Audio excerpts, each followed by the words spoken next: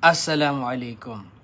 Gaano katagal ang civil case gaya ng problema sa lupa?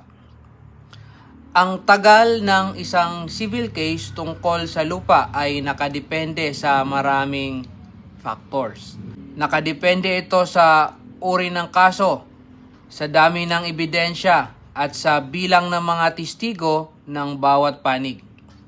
May mga kasong dinidinig sa ilalim ng regular proceedings at mayroon ding summary proceedings.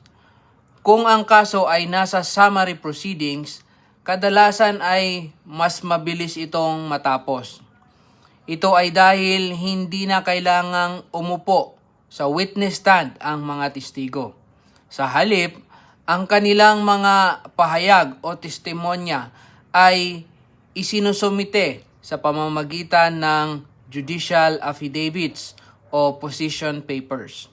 Samantala, kung ang kaso ay nasa regular proceedings, mas matagal ang proseso dahil bawat testigo ay kailangang humarap sa korte at magbigay ng kanilang testimonya.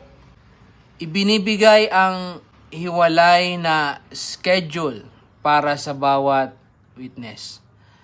Kaya kung maraming testigo ang magkakabilang panig, malaki ang posibilidad na humaba ang proseso o pagdinig sa kaso. May natutunan ka na naman ba ngayong araw?